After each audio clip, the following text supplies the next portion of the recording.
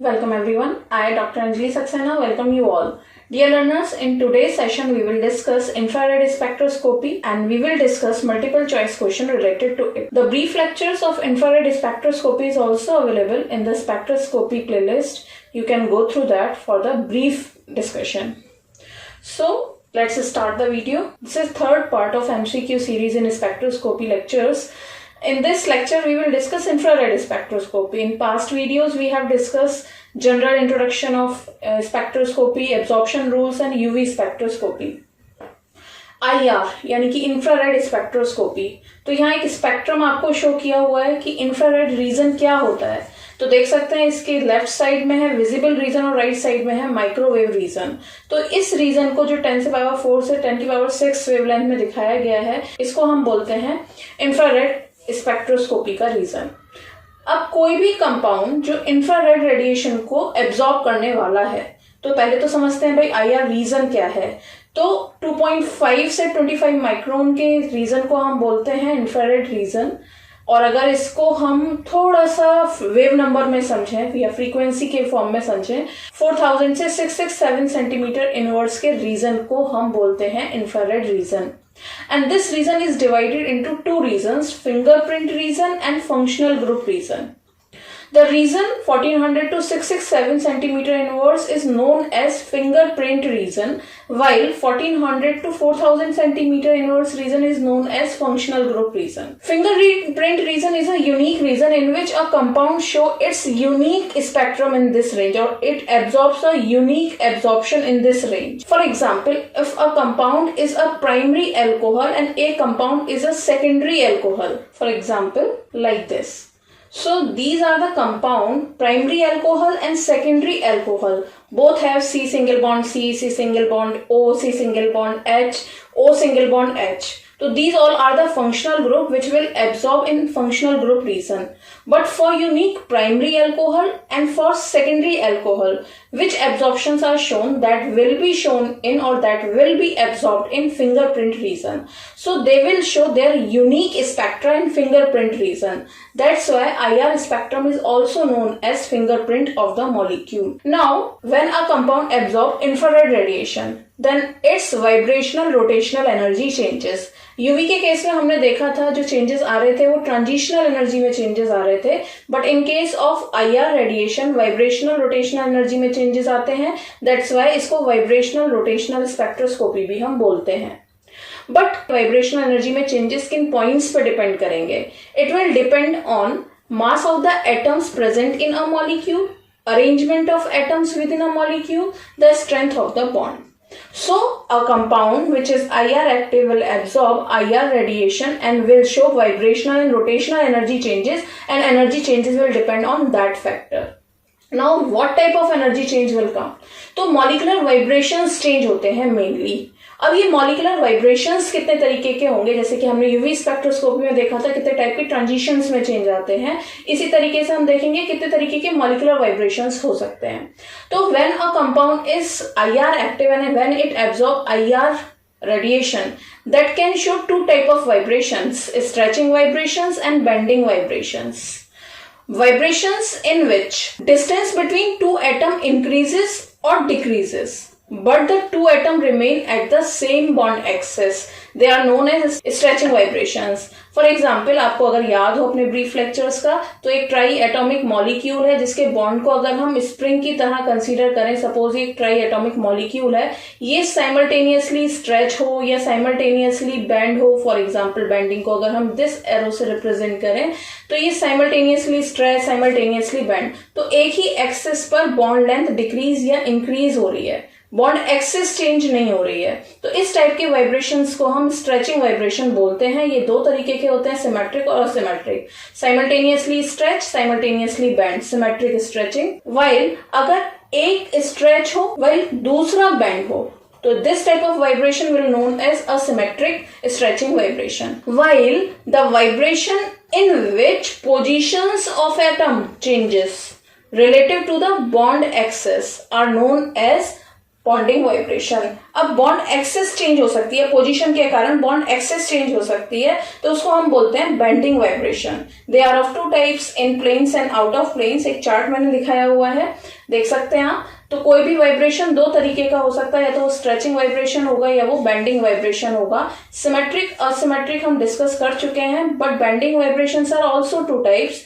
They may be in plane and they may be out of plane. In plane they may be of two types, scissoring bending vibration और rocking bending vibration.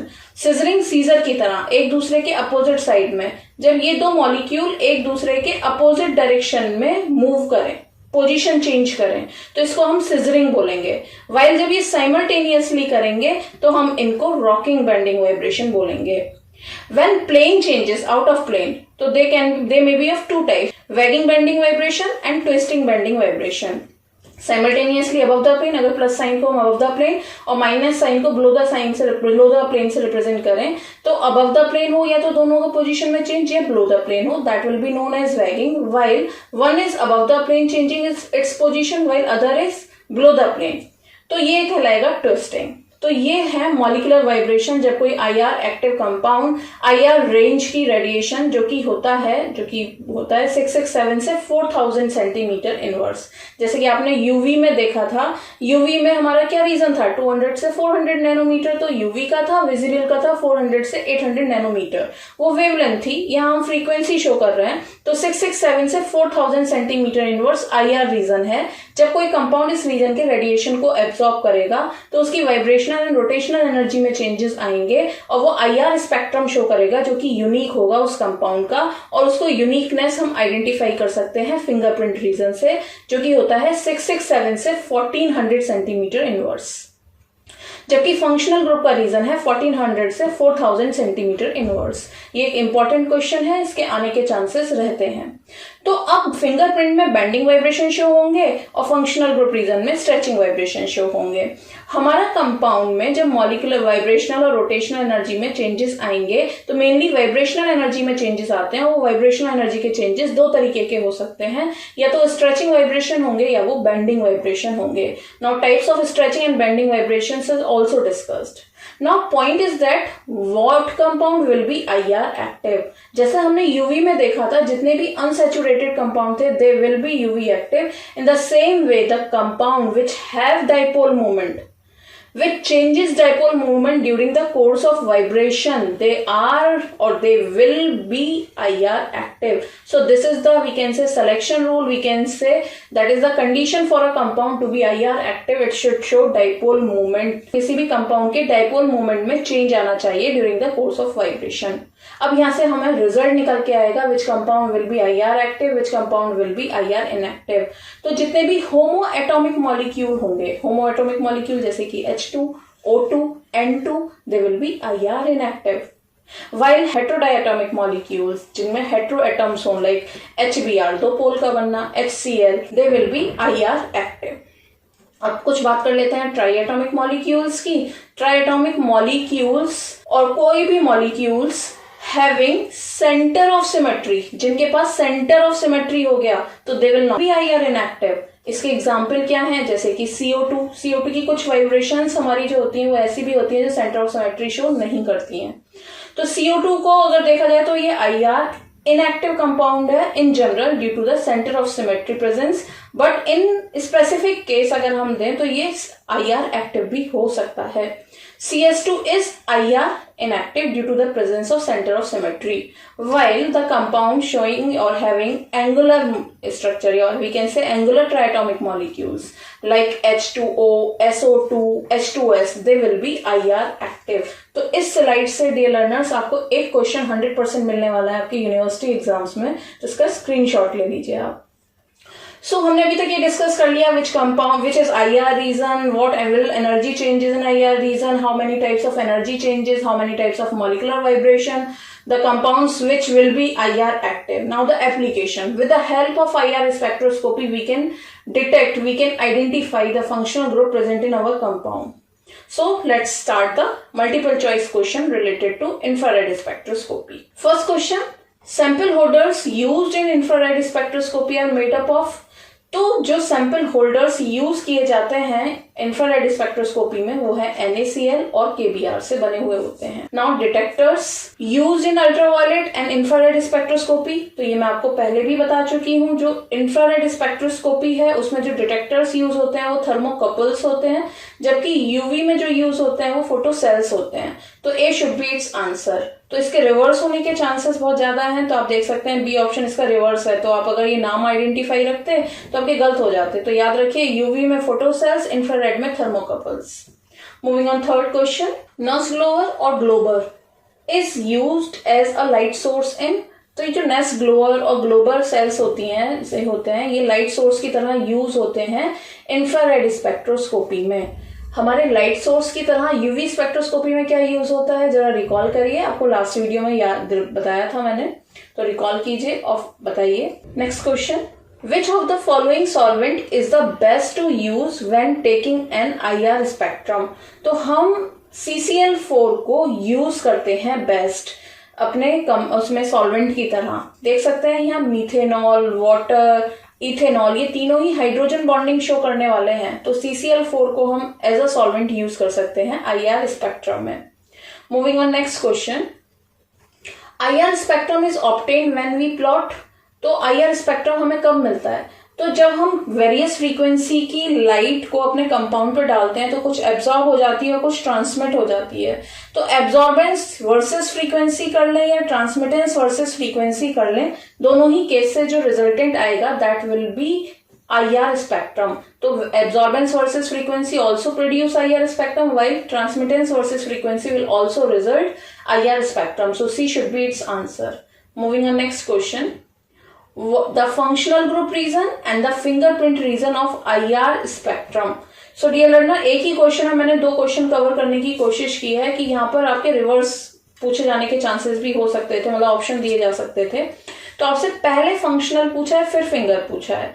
तो पहले functional पूछा है तो functional तो हमें पता है 1400 से 4000 सेंटीमीटर इनवर्स आपको बताया गया है, और आपको बताया गया है कि जो 667 से 1400 सेंटीमीटर इनवर्स होता है वो फिंगरप्रिंट रीजन होता है। तो थोड़ा सा वेरिएशन आपको यहाँ क्वेश्चन में दिखाई दे सकता है, यूनिवर्सिटी एग्जाम में भी दिखाई दे सकता है। हो सकता है यहाँ पर 1300 दिखाई दे, हो सकता है यहाँ पर 1400 दिखाई दे, लेकिन दोनों एक साथ नहीं दिखाई देंगे। तो 1400 एक्चुअल है जो कि है, लेकिन यहाँ पर 1500 हमें दिखाई दे रहा है। तो देखते हैं पहला केस, फंक्शनल ग्रुप रीजन 4000 से 1500 हो सकता है, 1500 से 667, तो ये सही आंसर है। जबकि 2500 का कोई वेरिएशन नहीं है, 6000 तक हम पहुंचे ही नहीं है, 4500 तक हम नहीं पहुंचे, 1800 तक हम नहीं पहुंचे। तो फर्स्ट इसका जो पार्ट है that is correct. Moving on next question, the most useful region of IR spectrum for the purpose of study is 600 से 50 सेंटीमीटर इनवर्स, ये तो कोई रीजन ही नहीं है। 8000 से 4625 नो, 12000 तो इन्वॉल्व ही नहीं है, 4000 से 66 सेंटीमीटर इनवर्स, तो ये IR रीजन कहलाता है। तो इनडायरेक्टली आपसे यहाँ पर IR रीजन पूछा गया था, तो IR रीजन है हमारा option D. Moving on next question, vibrational energy level changes occur, vibrational energy में चेंजेस कहाँ होते हैं, तो हमें पता है रोटेशनल जो होते हैं वो माइनर से चेंजेस होते हैं जो वाइब्रेशन के साथ इंक्लूड हो जाते हैं। मेनली IR स्पेक्ट्रोस्कोपी में जो चेंजेस आते हैं वो वाइब्रेशनल एनर्जी में चेंजेस आते हैं।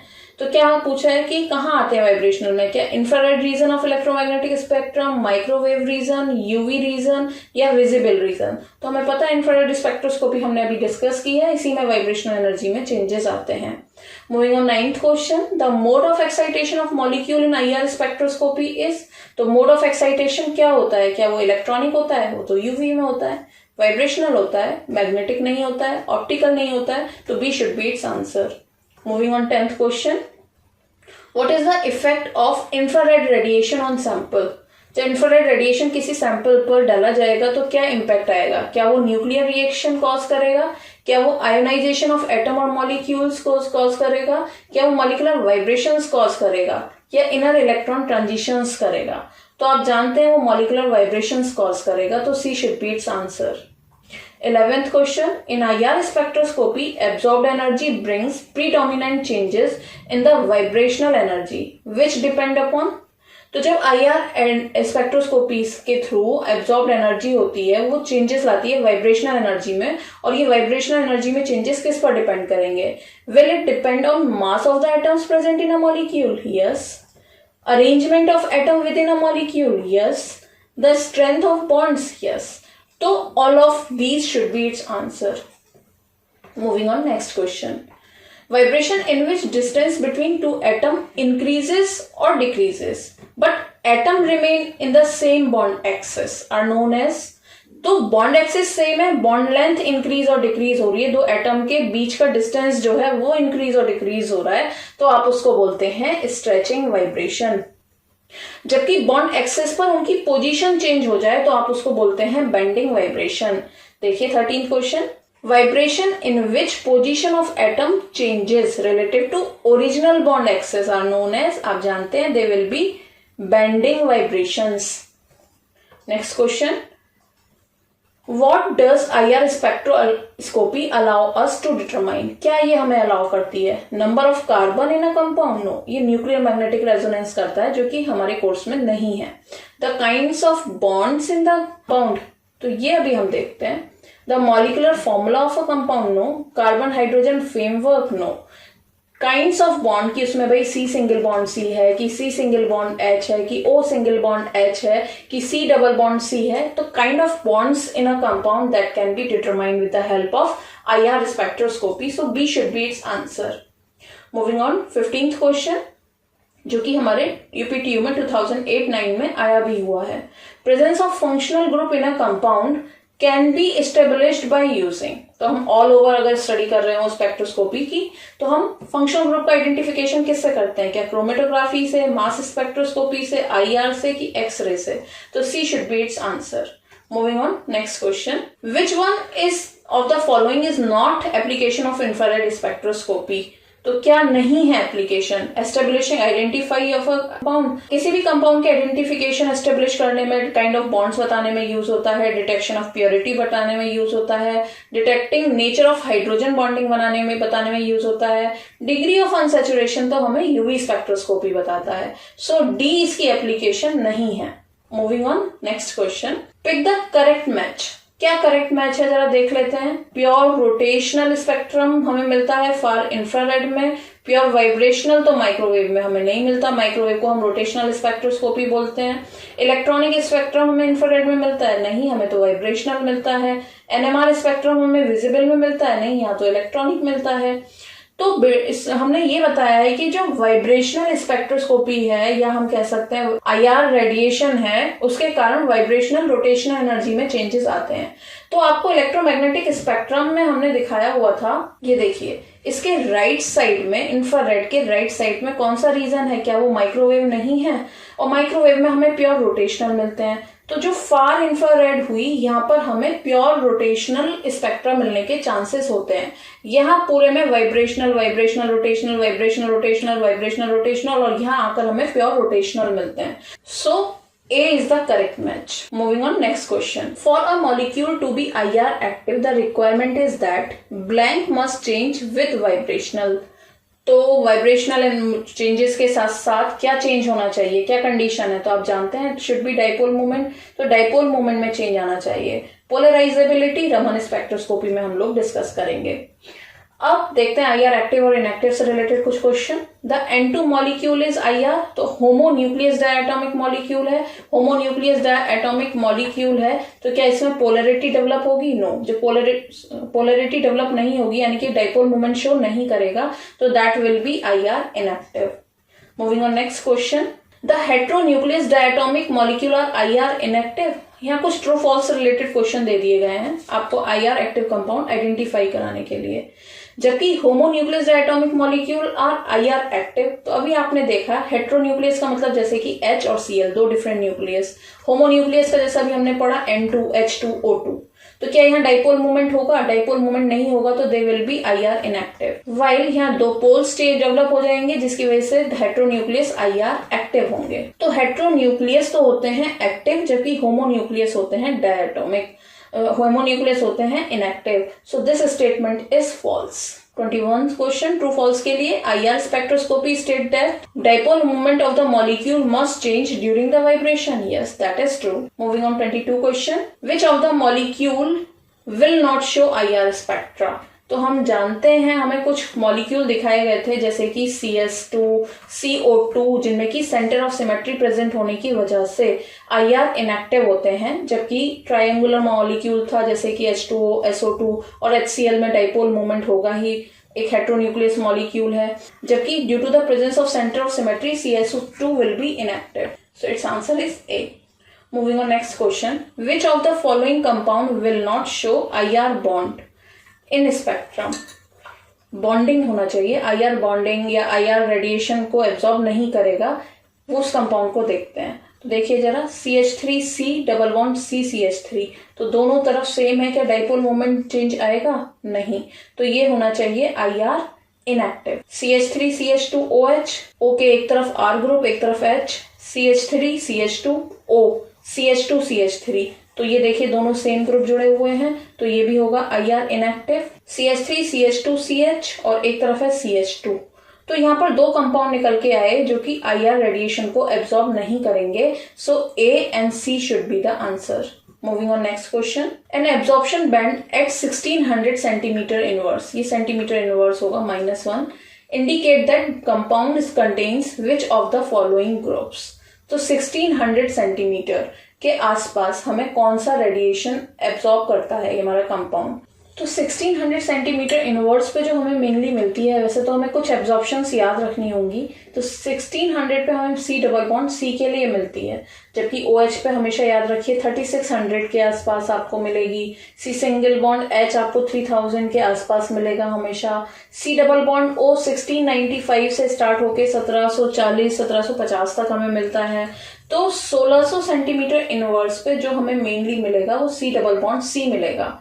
ये हमें कुछ पॉइंट्स याद रखने होंगे. The stretching frequency of OH bond in alcohols is normally observed in range. तो मैंने अभी आपको देखिए बताया याद रखने का तरीका, OH में 3600 के आसपास आपको मिलेगा.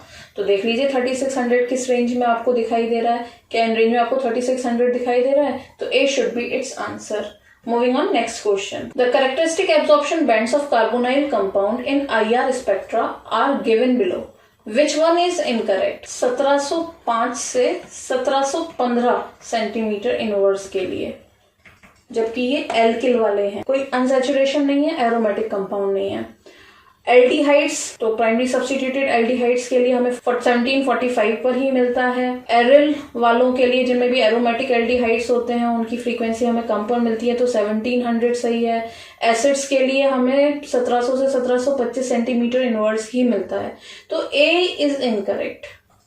A एब्जॉर्प्शन ऐसी है जो कि इनकरेक्ट दिखाई हुई है. कुछ एब्जॉर्प्शंस डियर लर्नर जैसे कि C double bond O, O single bond H, C single bond C, C single bond H की हमें याद रखनी होंगी, और C डबल बॉन्ड O की तो हमें काफी याद रखनी होंगी, जैसे कि एसिड्स में, एल्डिहाइड्स में, कीटोन्स में. नेक्स्ट क्वेश्चन देख लेते हैं.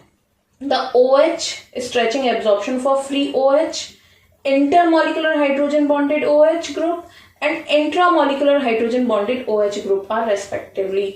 सो डियर लर्नर्स, मैं इसका रिवीजन इन क्वेश्चंस के थ्रू ही कराने जा रही हूँ. कुछ पॉइंट्स ऐसे हैं जो कि इफेक्ट डालते हैं एब्जॉर्प्शंस पर या फ्रीक्वेंसी पर, और एब्जॉर्प्शन शिफ्ट शो करते हैं. तो कोई भी IR एक्टिव कंपाउंड जिसमें OH ग्रुप है and it is free from hydrogen bonding, तो वो एक एब्जॉर्प्शन शो करेगा जो कि 3600 के आसपास होंगी, और वो शार्प बैंड शो करेगा. अगर वही कंपाउंड में हाइड्रोजन बॉन्डिंग पाई जाए तो ये डाउनवर्ड शिफ्ट हो जाता है. एब्जॉर्प्शन डाउनवर्ड शिफ्ट हो जाता है. एब्जॉर्प्शन डाउनवर्ड शिफ्ट हो जाता है यानी कि हमें जो फ्रीक्वेंसी मिलेगी, जो एब्जॉर्ब करेगा, ये कम फ्रीक्वेंसी का रेडिएशन एब्जॉर्ब करेगा. स्पेशली इंटरमॉलिक्यूलर हाइड्रोजन बॉन्डिंग में हमें एब्जॉर्प्शन शिफ्ट ज्यादा होता है as compare to intramolecular hydrogen bonding OH group. तो यहाँ हमें इंटरमॉलिक्यूलर हाइड्रोजन बॉन्डिंग में ब्रॉड बैंड मिलता है, जबकि इंट्रामॉलिक्यूलर हाइड्रोजन बॉन्डिंग में हमें शार्प मिलता है.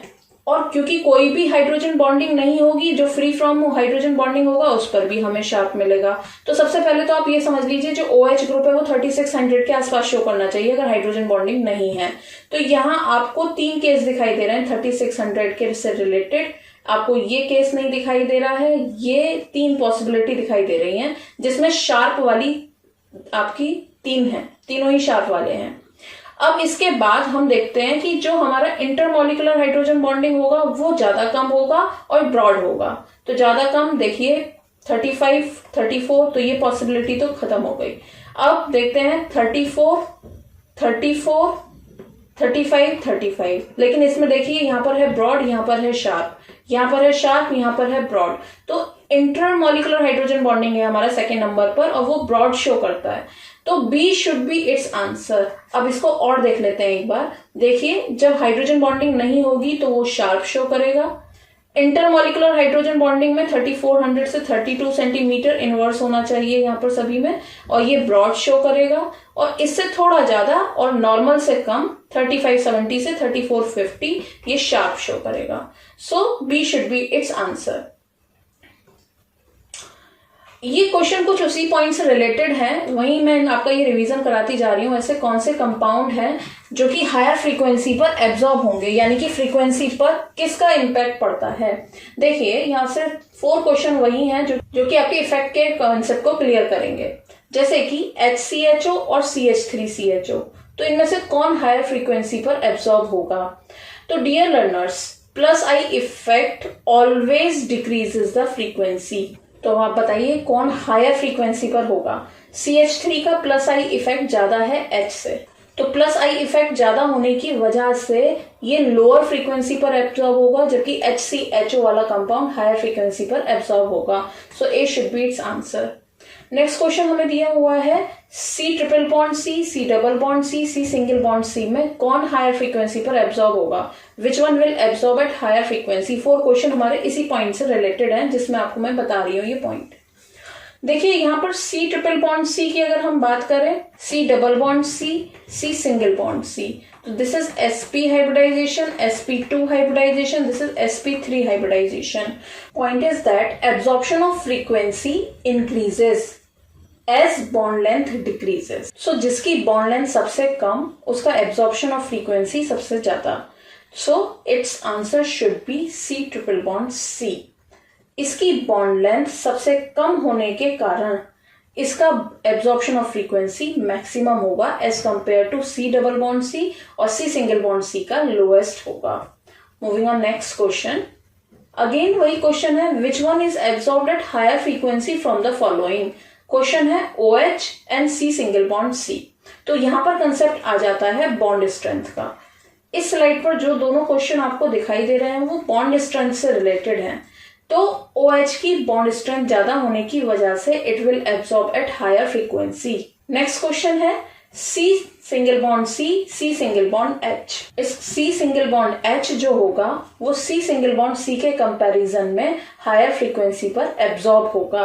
ना तो C single bond C both will absorb at same frequency, they are IR inactive.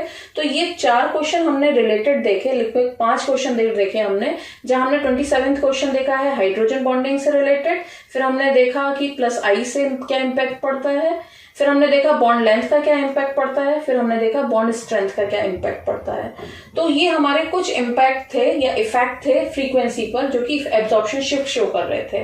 Moving on next question, hydrogen bonding से रिलेटेड। Hydrogen bonding in IR spectroscopy results in shifting of absorption band towards blank wave number. Wave number यानी कि frequency. तो देखिए जरा, ये 2009-10 में आया हुआ क्वेश्चन है। हमें पता है हाइड्रोजन बॉन्डिंग जो होती है हमेशा wave number, lower wave number की तरफ या लोअर फ्रीक्वेंसी की तरफ शिफ्ट कर देती है तो रेडिएशन के एब्जॉर्प्शन को। तो A should be its answer. It higher नहीं होगा, इम्पैक्ट नहीं करेगा, ये भी गलत है। Intermolecular impact, but intramolecular does not impact, so it is also incorrect. So A should be its answer. Moving on next question. ये थोड़े से इंपॉर्टेंट क्वेश्चन है डियर लर्नर्स, देखिए जरा। A compound having the formula C8H8O has a strong infrared absorption band at 1690 centimeter inverse.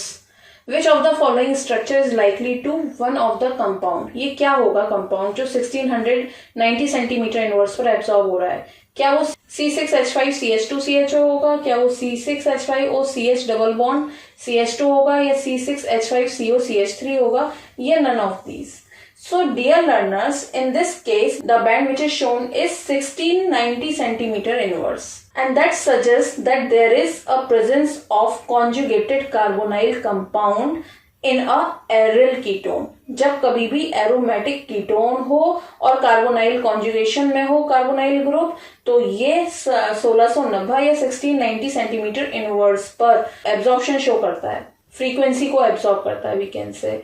सो इसका answer होना चाहिए C6H5COCH3। तो देख सकते हैं कॉन्जुगेशन है। So this is the structure of compound. Moving on next question. Two isomers A and B of the molecular formula C3H6O gave IR absorption bands at 1650 cm inverse, 1710 cm inverse. Assign the structural formula to A and B consistent with the IR absorption band. Two absorption हमें दी हुई है, molecular formula हमें दिया हुआ है, हमें C3H6O compound दिया हुआ है, हमें इसके दो आइसोमर A और B बताने हैं।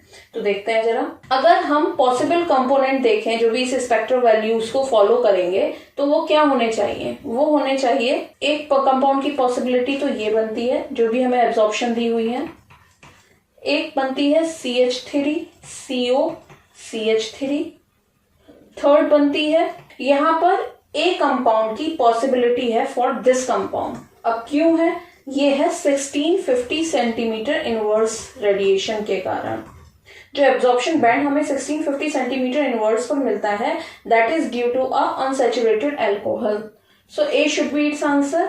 नाउ सेकंड क्वेश्चन जो हमारा आया बी हमें देख रहे हैं 1710 सेंटीमीटर इनवर्स जो कि कीटोन के लिए मिलता है, तो ये हमारा होना चाहिए बी। अब सी की पॉसिबिलिटी क्यों नहीं है या क्यों रूल्ड आउट कर दी गई, तो देखिए जो हमें एब्जॉर्प्शन बैंड मिल रहा है 1740 सेंटीमीटर इनवर्स पर, वही इसको रूल्ड आउट कर रहा है कि एल्डिहाइड की पॉसिबिलिटी नहीं है। तो ए कंपाउंड की पॉसिबिलिटी इस एब्जॉर्प्शन के कारण है, जबकि बी कंपाउंड की पॉसिबिलिटी इस एब्जॉर्प्शन बैंड के कारण है। तो ए का आंसर होना चाहिए अल्कोहल, बी का होना चाहिए कीटोन।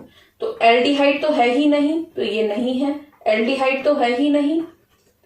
फिर पहला कंपाउंड ए कंपाउंड है कीटोन, बी कंपाउंड है एल्डिहाइड, नो।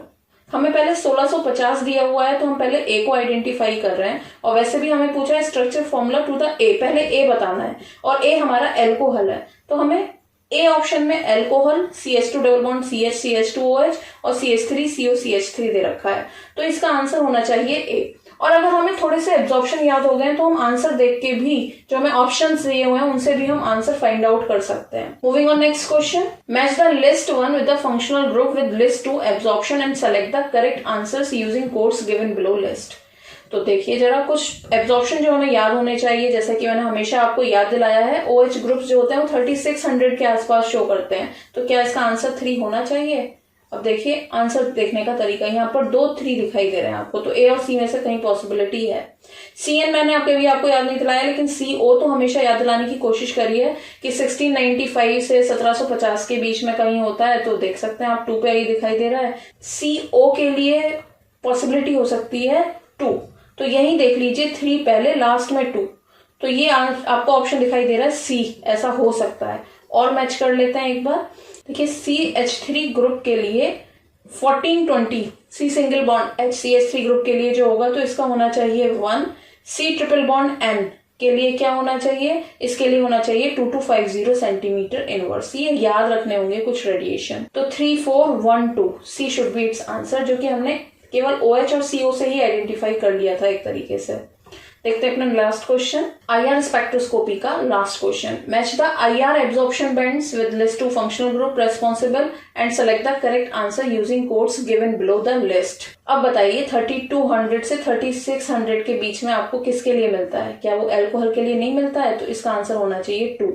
अब तो ये बहुत ही क्लियर कट है, देखिए ए ऑप्शन में 2 आपको एक ही जगह दिखाई दे रहा है, ठीक। अब देखिए और देखिए 2250 आपको याद नहीं रहता, लेकिन 1710 तो याद रहता है। 1710 के लिए आपको कीटोन मतलब C डबल बॉन्ड O के लिए मिलना चाहिए, C डबल बॉन्ड O के लिए मिलना चाहिए, तो C पे होना चाहिए 4। देखिए ये फिट बैठ रहा है, तो अब रह गए हमारे 1 और 3, तो देख लीजिए बी ऑप्शन के लिए क्या 2250 ये हो गया हमारा CH3 ग्रुप जो होगा, तो ये डिपेंडिंग ऑन CH की CH3, तो यहाँ पर इसके लिए जो पॉसिबिलिटी बन रही है वो बन रही है 2250 की।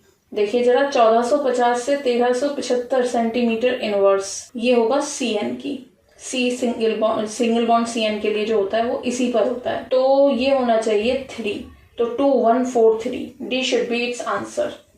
सो डियर लर्नर्स, IR रेडिएशन में अगर आप कुछ एब्जॉर्प्शंस को याद कर लें तो आपके लास्ट वाले क्वेश्चन याद होने बड़े आसान हो जाएंगे। आज की स्पेक्ट्रोस्कोपी में हमने IR स्पेक्ट्रोस्कोपी क्या होती है, इसमें क्या एनर्जी में चेंजेस आते हैं, कितने तरीके के चेंजेस होते हैं, किस वाइब्रेशन को कितने टाइम मतलब वो एनर्जी चेंजेस किस पर डिपेंड करते हैं, यानी कि मास ऑफ एटम और अरेंजमेंट और बॉन्ड स्ट्रेंथ।